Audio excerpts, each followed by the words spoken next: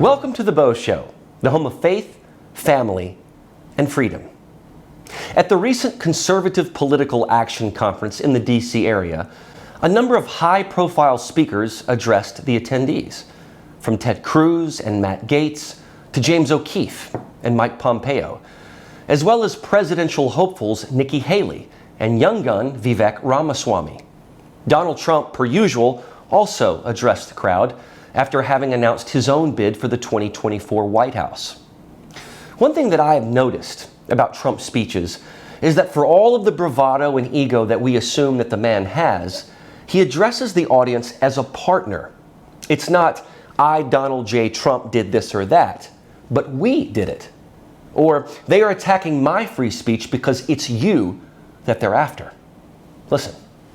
Most important battle in our lives is taking place right now as we speak. For 7 years, you and I have been engaged in an epic struggle to rescue our country from the people who hate it and want to absolutely destroy it. The sinister forces trying to kill America have done everything they can to stop me, to silence you, and to turn this nation into a socialist dumping ground for criminals, junkies, Marxists, thugs, radicals, and dangerous refugees that no other country wants. No other country wants them. If those opposing us succeed, our once beautiful USA will be a failed country that no one will even recognize, a lawless, open borders, crime-ridden, filthy communist nightmare. That's what it's going, and that's where it's going. I used to say that we will never be a socialist country. I said it oftentimes. I said it once at the State of the Union address, and people didn't understand what I was saying. But I'd shout it out loud, and I was right, because that train has passed the station long ago of socialism. It never even came close to stopping, frankly. We're now in a Marxism state of mind, a communism state of mind, which is far worse. We're a nation in decline. Our enemies are desperate to stop us because they know that we are the only ones who can stop them. They know that. This room is so important, the people in this room. They know that we can defeat them. They know that we will defeat them, but they're not coming after me. They're coming after you, and I'm just standing in their way. That's all I'm doing. I'm standing in their way. And that's why I'm here today. That's why I'm standing before you, because we are going to finish what we started. We started something that was a miracle. So you can see how he references this in a collective way. It's about us, the people, the movement. Trump is just standing in the way. But he's right to say that socialism, for sure, has made its way here. And now we have Marxism insidiously infecting our country, too. Trump handily won the presidential straw poll over Ron DeSantis and the new entrant Nikki Haley, who spoke at the conference but clearly did not have the support of everyone for president. Trump took a more measured tone in his almost 2-hour speech, calling out the Bidens and the globalists, but did not attack his Republican rivals the way that he might have been expected to. However, he did mention some Republicans that he feels are part of the old establishment. But we are never going back to the party of Paul Ryan, Karl Rove, and Jeb Bush.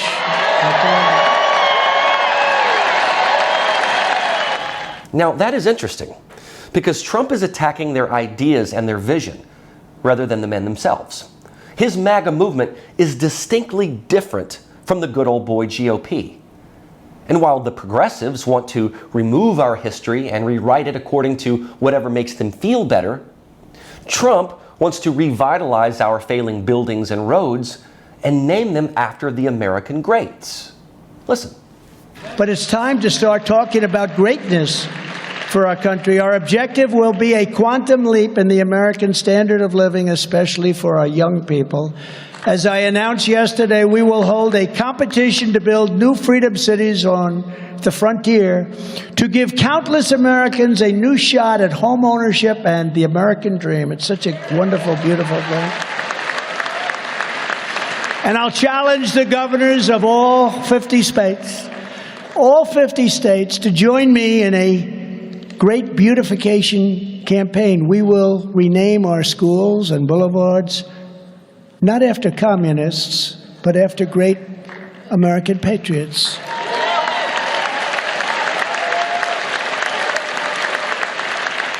We will get rid of bad and ugly buildings and return to the magnificent classical style of Western civilization. See, there's a difference of vision here. Leftists embrace Marxism. So they want to remove various statues, even some of our great presidents, and replace them with Marxists.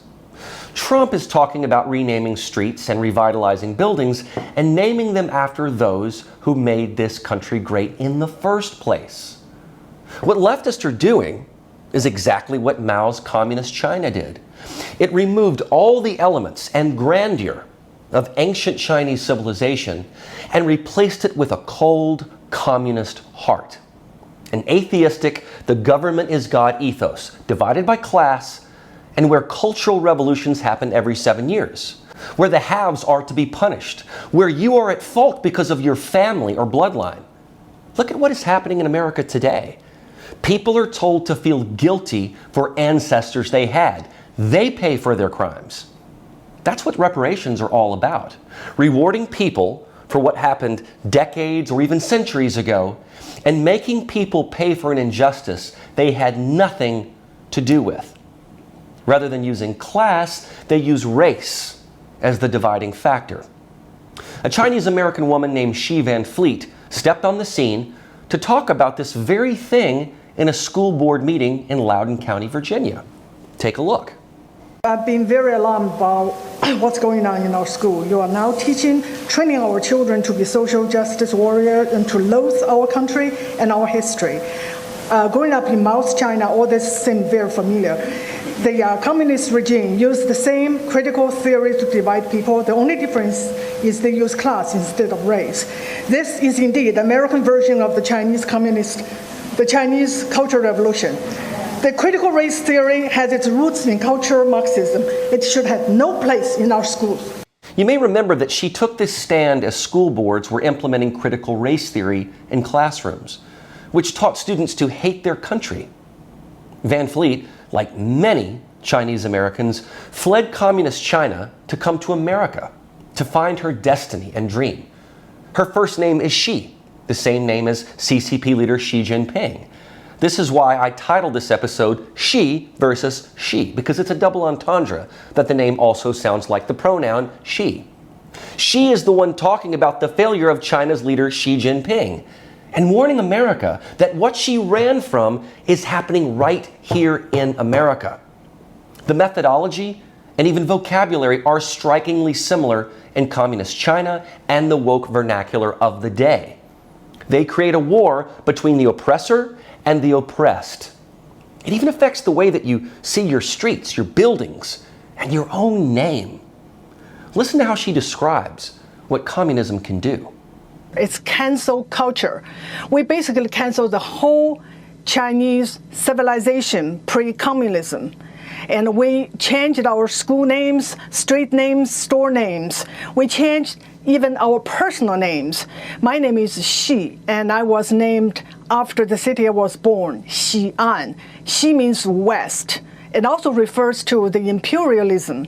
So I wanted so bad to change my name because I want to be more communist. I'm glad my parents convinced me not to. And the vocabulary is even the same, wokeness. And to be specific, we used class wokeness. In Chinese, it is 阶级觉悟. Your level of wokeness determine your chance to get promotion or to get benefit. And who decide your level of wokeness? It is the party leaders. Do you see how this is a virus of the mind? It affects all you do because it encourages a person to become more woke to get rewarded. That is exactly what we are seeing in today's culture. Cancel those with whom you disagree. Change traditional American culture to something modern and inclusive and diverse.